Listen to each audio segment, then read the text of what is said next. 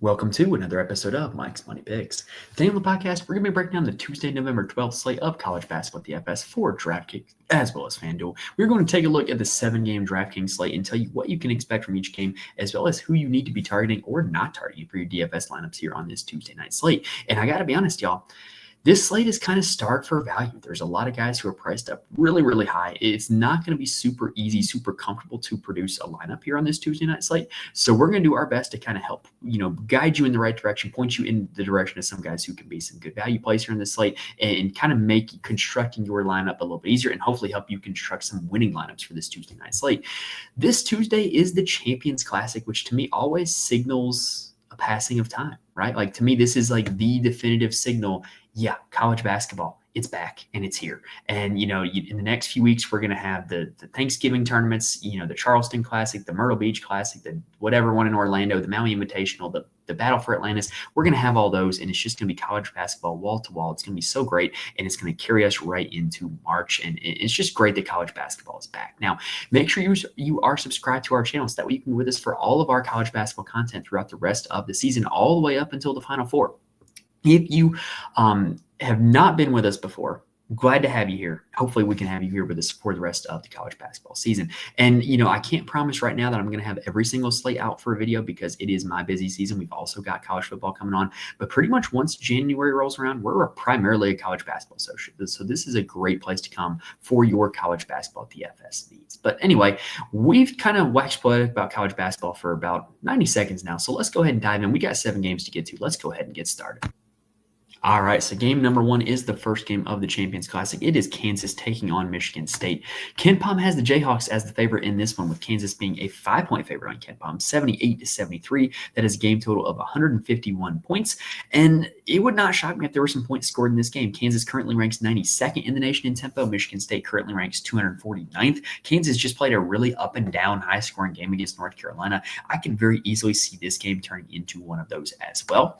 On the Kansas side, they're really interesting in terms of how their DraftKings pricing is shaping up so far. So Hunter Dickinson is their guy. He is one of the most expensive players on the slate. In fact, he is the second most expensive player on the slate, but he is their guy. Like he is the guy that they are going to run their offense through. He he's led them in shot attempts so far. He's got nearly a 30% usage rate on the season and a 29% shot rate on the season. Had 20 and 10 against North Carolina. Just another steady stat line from the big fella. At $10,200, I think he's a great play. I think they're going to play through him. And I don't think that this Michigan State front line is ready to handle Hunter Dickinson down low. Like this guy, he's like 23, 24 years old now. He's a grown man. They're going to play through him. Michigan State, their front line is quite young. They're inexperienced. I think this is a really good matchup for Dickinson. And I really think that, with this being a close game, you're going to see a full minute load. You're going to see a full usage out of Hunter Dickinson. Now, the second guy that we got to talk about for this Kansas team is Zeke Mayo. So he is currently coming off the bench. He's a transfer from South Dakota State. He was quite good there last season. But what's interesting is even though he's coming off the bench, he is second in this team in usage. He is second in this team in minutes. And he is second on the team in shot rate behind Hunter Dickinson. And against North Carolina, he was great. He had 21, 5, and 4 in that game. He can fill up a stat sheet. So even though he's coming off the bench, do not let that fool you. I do think that Zeke Mayo is a great play. I do think that if this game is close, they are going to be having him in their crunch time 5, and that he is going to be a guy that they play through in addition to Hunter Dickinson. Now, KJ Adams is another guy that I got to talk about because he actually leads the team in minutes. But so far, he is just kind of like the same old KJ Adams that we've seen for a long time now. Like he had 14 points and 2 boards against North Carolina. It was a great offensive showing for him. But this is a guy that he never really seems to put it together for a big stat line, in my opinion. Like he either has a decent offensive game or either has a big time rebounding game. Like just the usage and the rates are not consistent enough for him to give you ceiling DFS performances. And I think he is vastly overpriced at $7,000. If he was in the 5K range, I'd be all over him because he's playing a ton of minutes. But like I said, the usage and the rebounding is just not consistent enough for me to want to play him at that price tag. I feel the same way about DeJuan Harris Jr. He's the point guard. He's a very much a distributor for this team, but he's not going to get enough shots, not going to put up enough peripheral stats to give you, valid DFS performances at $6,900. AJ Storr is very much just a scorer. And so, again, he's not getting all the shots because Dickinson and Mayo are, and he's absolutely, to to me, not worth it at 6,400.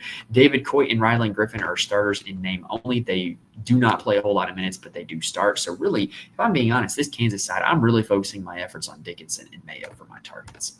On the Michigan State side, they have had 2 blowout wins so far, so it's really kind of hard to go by what they'll actually do with their lineup in a close game, what their usage rates are going to look like in a close game. But what we do know so far is that Jaden Akins, Frankie Fiddler, and Xavier Booker have all been between 20 and 22% usage rates so far. I expect Akins to be their best player. He was very good in the game against Monmouth, had 23, 9, 5, 2 blocks, and 2 steals in that game, just absolutely filling up the stat sheet. And if they're going to want to win this game, they're going to need to play through him. I think he's their best player. He's a guy that I'm certainly going to be looking to target. Frankie Fiddler is a transfer from Omaha, I believe. I know it's one of these like random Summit League schools. He was very good there, very high usage player. Like I said, between 20 and 22% so far this season. He's one of those 3 guys. He's not a bad play, in my opinion, but I don't think that he's going to be the guy that this team needs to play through like Jaden Akins is. And Xavier Booker is the third of that trio that I mentioned. He is the starting center for this team now. He was a super big-time recruit coming into campus at Michigan State. The talent's obviously there. The ability's obviously there. The usage is there. But he's going up against Hunter Dickinson. I generally don't play bigs against Hunter Dickinson because Hunter Dickinson draws fouls, gets bigs in foul trouble, and you can't score DraftKings points when you're on the bench in foul trouble. Simon Zapala is actually technically the starting center, though. He is a little bit taller, a little bit bigger than Xavier Booker. So maybe I should have said Xavier Booker was the starting 4, but even then, he's going to be asked to play the 5. He's going to be asked to guard Dickinson. So I don't think that necessarily shapes up well for either Zapala or Booker. But what's interesting about Zapala, though, is he does technically start the 5, but Jackson Kohler plays more minutes off the bench, and he actually has a much higher usage rate. If Jackson Kohler were in the 4K, 3K range, I would be all over him, but I just think he's too expensive sitting there at 5K. So I'm really with this Michigan State team. Akins is going to be my primary target. Might dabble in a little bit of Booker. Might dabble in a little bit of Frankie Fiddler. Gosh, that's a tough name to say. All right, anyway, on to game number 2. We've got Towson taking on South Carolina. KenPom has this game as being South Carolina 72-65. That is a 139-point total. That's it's not great. It's because both these teams are outside the top 300 in tempo so far this season. This is not going to be a very fast-paced game. On the Towson side, they do have a few guys that I do need to mention, though. This isn't just a total cross-off team, in my opinion. Tyler Tejada is a guy that I will shout out. He is a returning player for this Towson team, and he had an insane 34% usage rate in the one competitive game that they had played this season against St. Mary's. They were close in that game the entire way, so it stands to reason that if Towson is going to keep this game close, then Tyler Tejada is going to have the ball in his hands quite a bit, and he's only $6,400 on DraftKings. In that game against St. Mary's, he had 18 points, 3 boards, and 1 assist, so he's going to need a little bit more than that if we want to have a big DraftKings performance from him, but still, he's going to be a guy who's going to get plenty of opportunity to do so. Christian May was second on the team in usage in game 1 against St. Mary's, but he did not play their last game against a non-Division I opponent. I don't know if they were holding him out precautionary reasons or if he's actually hurt, but he did not play in that game. And I can't find any info on it because my general go-to for finding info on injuries is just typing in the player's name into Twitter. But if you type in Christian May into Twitter, you're not going to get a whole lot of basketball news. So I really don't know what his status is. I would avoid him unless you get some certainty that he's going to be playing. Dylan Williamson is another guy that I'll give a shout out to. So he had 15 points in the game 1 against St. Mary's. So really, you've got 3 guys between Tejada, potentially May, and certainly Williamson that are going to have the ball in their hands quite a bit, going to be asked to do a lot with it. And I don't mind them in plays. I think they're pretty cheap. So I'm definitely going to be having some of them in my player pool, even though the game environment's quite bad. On the South Carolina side, Colin Murray Boyles is their best player. And he was a really big breakout candidate near the end of last season for South Carolina. Was routinely scoring in the 30s and 40s on DraftKings. But the problem is that now he is like he's kind of outplayed his ability, in my opinion. And that's not the right way to word it. His price tag has exceeded his production. There we go. I think at $10,000, he's too expensive. I would much rather play Hunter Dickinson or Cooper Flagg for just a few $100s more. However, I think most of the field is going to play that way. So you've got a guy in Murray Boyles who is got a good matchup against the Towson team who he's going to have more size against. You've got a guy who's going to have a ton of usage, and he's going to have low ownership. So I don't think he's the worst play in the world, but I don't think that on paper his profile sets up well for being priced at $10,000. He is averaging 18, 11, and 2 so far this season, but we're going to need some more out of him if he wants to pay out that price tag at $10,000. Jacoby Wright was moved into the starting lineup in the second game in place of Zachary Davis, and I kind of don't mind Jacoby Wright as a play. He has decent peripheral numbers, decent rebounding and assist rates, $5,800, very reasonable price tag to pay for him. Jamari Thomas is a Norfolk State transfer who is now their starting point guard. It would stand to reason that if this team were to score a lot of points, then he would be a beneficiary because he would be racking up assists. I don't think it's the worst idea in the world to play him or maybe to pair him with Murray Boyles. But again, that's an expensive price tag for a guy, really two expensive price tags for two guys that you'd have to play in a not great game environment. So on paper, some of these South Carolina guys do not rate out as good plays, but they are going to be lowly owned, and maybe you can get like a big usage rate on one of them. Next up, we've got FAU taking on Central Florida. We got a little in-state battle here. So KenPom has this one projected to be 78-72 in favor of UCF. In terms of tempo, FAU has gotten up and down so far this season with their new head coach. They rank 58th in the nation in tempo. UCF is 213th. And FAU, this is just an entirely new roster from last year. Like all the guys we played last year for them are gone, except for one, and I will mention him. The starters so far this season have been Leland Walker, Kai Tandy, Ken Evans Jr., Baba Miller, and Matas Vokietitis. Nailed it. That's their starting five, and they're okay. Let's break them down. Kai Tandy is a transfer from Jacksonville State. He had a 26% usage rate there last season. Very much a scoring-focused guard. You're going to need him to score a lot of points if you want him to put up decent DraftKings numbers. He's not a big peripheral stats guy.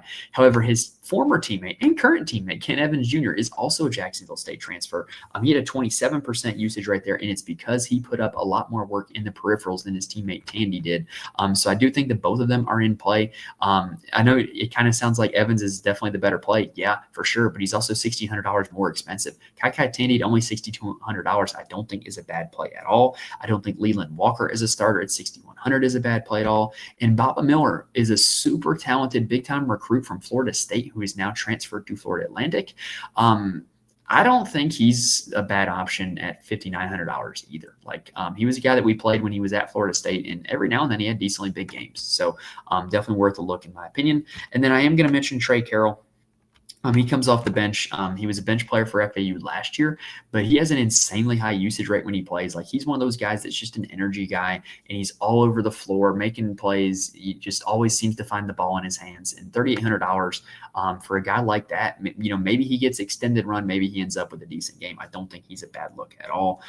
Nicolo Moretti is very much in the same way a bench player who has a super high usage rate, but he's up there at $5,200, so he's probably not going to make my player pool because I don't think the amount of minutes that he plays is going to give him enough of a ceiling that even with the high usage rate, he's going to put up a lot of DraftKings points. On the UCF side, they are quite interesting because they have currently been dealing with two major injuries to one of their best returning players, Jalen Sellers, and a former big-time recruit, Mikey Williams. So basically, with this team, they've kind of had a little bit of a usage vacuum, and it's been three guys that have really taken hold of it. So the first is Keyshawn Hall. He's had a 29% usage rate through 2 games so far this season. He's a guy who can absolutely fill up a stat sheet. Against Purdue Fort Wayne last week, he had 14, 12, 1, and 1. He's absolutely a guy that's going to make my player pool at $8,300. The dual eligibility also makes him much easier to play in your lineups. Jordan Ivy Curry was a guy that we were all over on night 1 of the season against Texas A&M, and he was great in that game. 16 points, 5 boards, 3 assists, and 1 steal. But he was 4,200 back then. Now he's 7,200.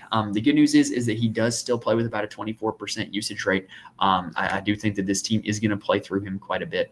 And I think that he's a decent play sitting here at $7,200. His teammate Darius Johnson has only had a 21% usage rate this season, but in that Texas A&M game, they very much played through Johnson. He had 24, 3, 5, and 3 steals in that game. Great stat line, great fantasy performance if you played him that night.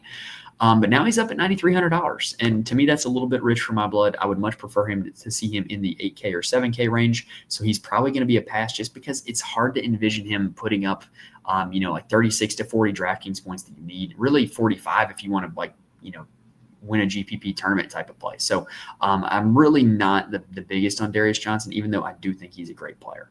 Mustafa Cham, I think is how they have been pronouncing it, is the starting center for this UCF team now. Had 13-6 and a block against Purdue Fort Wayne last week. I don't think he's a bad option because I think this FAU team is kind of undersized. So $5,100, I don't mind the idea of playing him either. Like I said, y'all, this slate is really starred for value. So if you get a starting center that's talented and got decent matchups, teams implied to score almost 80 points, I don't think that that's a bad look to play a guy like Mustafa Cham. All right, 3 games down. We're going to go ahead and take a quick breather, and then we're going to get on with the rest of the slate. Now, before we continue, I do want to mention that there are places where you can get more information from me. First off, you can follow me on Twitter at Mike's Money Picks. I'm more than happy to answer any questions if you reach out to me on Twitter, as well as I will get out all updates for the show. I'm also in the Fantasy Corner Discord. Link is in the description on YouTube, as well as on the audio feed to that Discord. Basically, the Fantasy Corner Discord is a community of a lot of really smart, really good people who play DFS for a ton of different sports, and college basketball is one of the most poppin' channels in there. We've got college basketball, college football, NFL, NBA, MLB. It's all covered in there, but college basketball is one of the most active. We got a lot of people, just hopping in there all day long, talking lineups, talking plays, just bouncing ideas off each other. It's a great place to be if you are looking for more people to talk DFS with. I cannot recommend it enough. I also do write an article for every single college basketball slate where I profile my core plays as well as why they are my core plays to my Patreon, patreon.com/Mike's Money Picks. I do those for even the slates that I don't have an episode for. So every single slate is covered on there, as well as every single college football slate as well. So if you want to know who actually makes my lineups, that is the place to go. All right, now let's go ahead and get on with game number 4 between the Chicago State. I actually don't know what their mascot is, but between Chicago State and my Texas Longhorns. KenPom has this one as being Texas 87-59. This is the most lopsided game of the slate. Chicago State is they're not good. They rank outside the top 300 in offensive and defensive efficiencies. They're just not a great basketball team. Their 5 starters are Spinelli, Robinson, Allen, Sunderland, and Jernigan. So some of those guys are pretty cheap, but let's go ahead and see if you actually need to go to them. So the guy I would be playing preferably would be Gabe Spinelli. He's had over a 26% usage rate in both games, and he's led his team in shot attempts in both games. So I think this is definitely the guy who you would want to look for Chicago State to kind of generate some offense, but they are only projected to score 59 points. So how much offense is he actually going to generate? I don't know. After him, in terms of usage rate, Sunderland is second. He is $3,800 on DraftKings. That's not a bad look in my opinion. And then Allen, who is $3,500 on DraftKings, is third. And then it's Jernigan and then Robinson, 4th and 5th among the starters. But so really for this team, I think Spinelli is worth a look. And I don't mind the idea of playing Sunderland or Allen below 4K. There's not a whole lot of good punt plays on this slate. So you got guys that are going to start. They're going to get shots. Knock yourself out. Like there's much worse options out there on this slate, in my opinion. Now, on the Texas side, they're interesting because if I got to be honest, they've been a little bit of a disappointment so far. They really laid an egg opening night against Ohio State. Really disappointing as a Texas fan watching that game and seeing how they looked. The guy that did look good, though, is freshman Trey Johnson. He is probably going to be a top 5, top 10 pick in the draft if he goes this year. He's great. Against Ohio State, he was really their only engine of offense. Had 29 points in that game, 5 boards, 4 assists, a block, and 2 steals. He can absolutely fill up a stat sheet. The problem is now he's up to $9,600, but you know what? He's got a game where, they're projected to win by 30. Or they're projected to score 87 points, and he's a true freshman, so there's no reason to not give him as many minutes as he can handle. So I think that he's actually a really solid play at 9,600. He's got a decent bit of upside as well. After him, Arthur Kaluma has been second on the team in usage, and he's been the team's best rebounder. He's way too expensive at $9,000. So he does not get enough shots and enough boards to justify that price tag, in my opinion. And so he is probably going to be a pass from me. The guy I am interested in is Caden Shedrick. So basically last year, Texas played a lot of their offense through center Dylan Dessou, who is very much missed. But when Dessou was hurt, which was quite a lot, Caden Shedrick filled in, and it was great last year. I still think he can absolutely be that guy, and he's playing a lot of minutes. He's playing about 30 minutes a game as the starting center, which is a lot. Most centers do not play that much. So I do think this is a pretty good spot for Caden Shedrick, and we just need him to kind of take over that role that Dylan Dessou and Caden Shedrick role that he had last season, where he's more of a high usage, on-ball player. So if he's able to do that, he's absolutely a great play at his price tag is $6,900. I do think that in this game, Julian Larry and Jason Kent are interesting. They're Indiana State transfers who were very productive at their former school. Helped them get to that NIT final last year. They're just solid all-around players. They can fill up a stat sheet in a myriad of ways. I'm in on both of them, especially considering in this game, with it being a blowout, there are likely to be a lot of minutes for the backups in this game, which to me very much bodes well for Larry and Kent playing a lot because those two will come off the bench. I am not interested in the other two starters, Jordan Pope and Kendall Weaver. They do not play enough minutes with a high enough usage rate to justify their price tags, in my opinion. Next up, we've got South Alabama taking on Ole Miss. KenPom has this one as 82-66 in favor of the Running Rebels. That is a 148-point total, which is kind of like about the middle of the slate. On the South Alabama side, they very clearly have two best players. It is Miles Corey, who is $7,100 on DraftKings, and Barry Dunning, who is only $4,400 on DraftKings. Both of those two guys have been over a 24% usage rate through 2 games, and no other starter for this team tops 18%. So if I'm being honest, for South Alabama, it's Corey, it's Dunning for me. I'm probably not going to be looking at anybody else. The one guy that is a little bit interesting is Maxwell Land. Was a super productive player last year in the games that he played for the South Alabama team, but he didn't play a full season, hasn't really done a whole lot yet this year, but the game log at that price tag is a little bit interesting to me. On the Ole Miss side, they have got a little bit of an identity crisis right now because they have recruited a ton of guards to the portal that don't really know how to play with each other yet. And that's Sean Padula, Dre Davis, and then they're still returning Jalen Murray and Matthew Morrell. There's just not enough basketballs to go around for how these 4 guys play. Padula is used to being a super high on-ball player. Davis is used to being an off-ball guard that has the ball in his hands quite a bit. And then Murray and Morrell are sitting there like, hey, don't forget about us. We were 2 of this team's 3 best players last year. So this is kind of just a mess in terms of usage. I don't really know what to make of it, but I do know that all 4 of them are way too expensive for me to consider playing with their current roles and kind of just how they're divvying up their touches. The guy that I have the most interested in is actually Jamin Brakefield. He's at a 25% usage rate on about 25 minutes played per game so far this season. He does come off the bench now, but that's not really of concern to me in a game that they're supposed to win by 16 points, and he's already playing 25 minutes a game. So Brakefield is probably the main guy that I would have interest in. Malik Dia and Mikhail Brown-Jones both have incredibly high usage rates, kind of alternating minutes at center, but the problem is the fact that they are alternating minutes at center, and neither of them play very much minutes at all.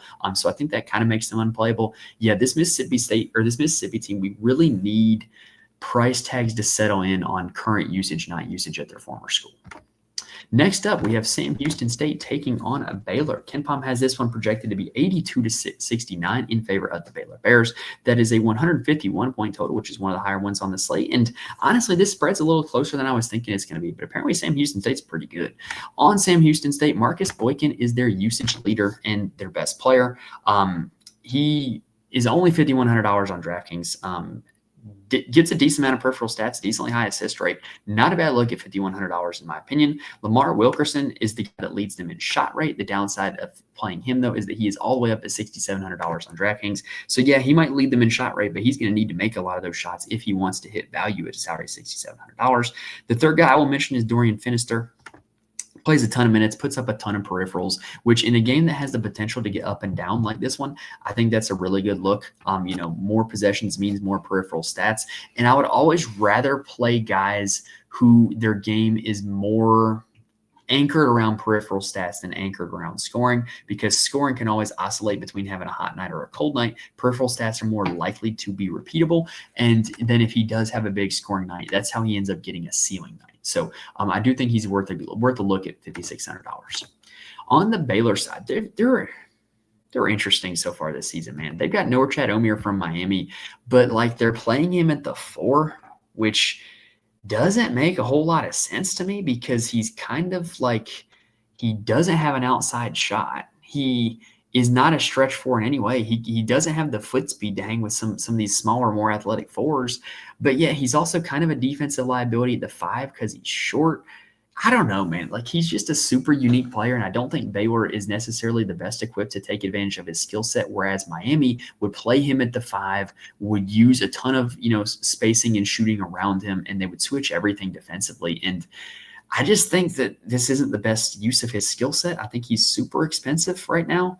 He does lead the team in usage, but I don't think he's worth his price tag of $9,500. The guys that I am interested in, though, are their two guards, VJ Edgecombe and Jeremy Roach. They were a little bit disappointing opening night when they played Gonzaga because they got the break speed off of them in that game. But both of these guys now have north of a 23% usage rate, and VJ Edgecombe as a freshman is actually leading this team in minutes. So I do think that has me intrigued. And then Roach, we know what he is. He's just a super solid player. He can get you a lot of assists in a hurry. And so I think this is a pretty good spot with Baylor and Pride to score about 82 points for Jeremy Roach to have a good big bounce back game here in this one. Last game of the night is going to be Kentucky versus Duke. This is the second game of the Champions Classic. KenPom has this one projected to be 83-76 in favor of Duke. For Kentucky, it's really hard to kind of parse through what they've done so far and find relevant information. They have won both their games in big blowout wins so far. They've played 8 guys between 18 and 24 minutes a game, which is just not what you normally see. Like, you do not normally see teams with rotations this deep or that even, for that matter. So what you're going to want to look for is just guys who have a potential for a ceiling game, right? Like, that's really what we're looking for. Is if you're looking to play in these Kentucky guys, know that the minute total that they play can absolutely vary, right?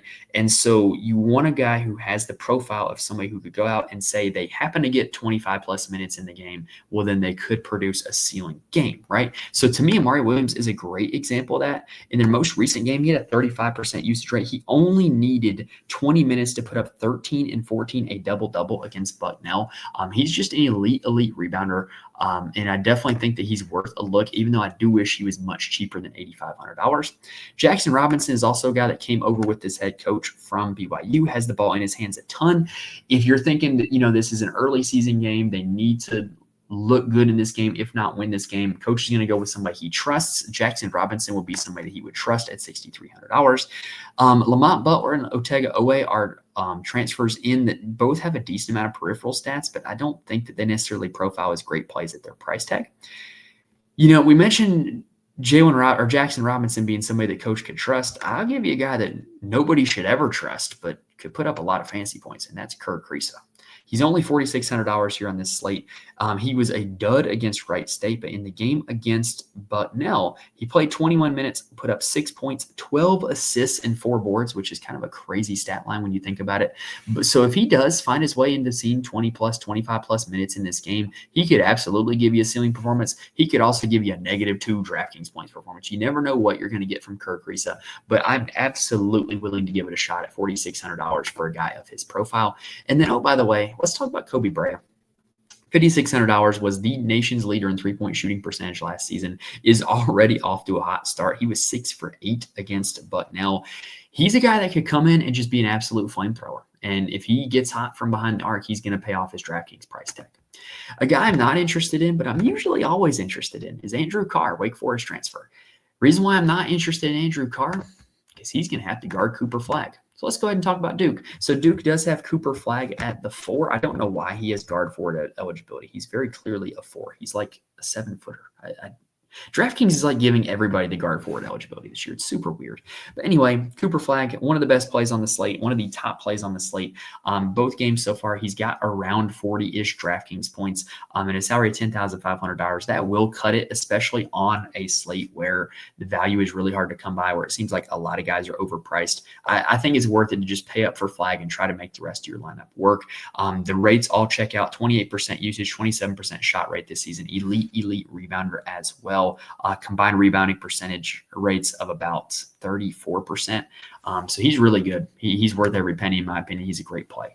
The rest of this lineup is a little bit weird to target, though. Con Knoopel is another freshman who's had one really good and one solid game so far. $6,700 it's getting up there with what I'm willing to pay for him, though. And then Kaman Mulwak is the starting center. He had a double-double in their last game against Army. Did not need a whole lot of minutes to get there at all. 22 minutes for a double-double, which is kind of crazy. I think he's worth a look. Him and Williams of Kentucky are going to be going back and forth down low, just kind of like these two beasts in the paint. I think he's absolutely worth a look at $6,300. And then I also want to talk about Caleb Foster. So Caleb Foster is actually second on this team in usage right now. at 22% usage, 23% shot rate. He is playing about 24 minutes a game, but like I said earlier, both these games have been blowouts, so it's really hard to go by that. But this is a guy whose usage is clearly picking up from what it was last season. His production is clearly going to pick up from what it was last season, and I think that makes him a very intriguing play. I kind of feel the same way about Tyrese Proctor. I think that those two guys both have a ton of upside that, hey, maybe if Flagg and Knuppel don't have a big game, Proctor and Foster, show their veteran experience, are able to have a big game themselves. I think that they're a decent look here on DraftKings here on this slate. All right, but that's going to do it here for this slate, y'all. 30 minutes, got through every team, every game. Hopefully gave you guys all the information you need in order to build some winning DFS lineups here for this slate. Like I said, there's not a lot of value out there this slate. There's not a lot of obvious clicks. So really, I'm hoping that by doing the research that I was able to find you guys some information that you can use to build your lineups, help make them a little bit easier to build than maybe they were before. If this video helped you out in any way, please hit the like button on YouTube. If you're listening on audio, please rate and review. I cannot stress enough how much those help me out, and I really do appreciate it when you guys come through with those for me. But that's going to do it here for this episode, y'all. Make sure you're subscribed to the channel. That way you can be with us for the rest of our college basketball content all the way up until the Final Four, as well as all of our college football content as well that is still coming out weekly. Because, we're in that great time of year where both sports are going on at the same time. I love it. And then also, if you want more from me, remember, follow me on Twitter, join the Fantasy Corner Discord. Core plays are on the Patreon, but that's going to do it here for me, guys. Really looking forward to watching the games here on this slate. I'm hoping that, I was able to help you guys build some winning lineups. So best of luck to you guys on this slate. Thank you guys for watching and listening to this point, and I will see you guys next time.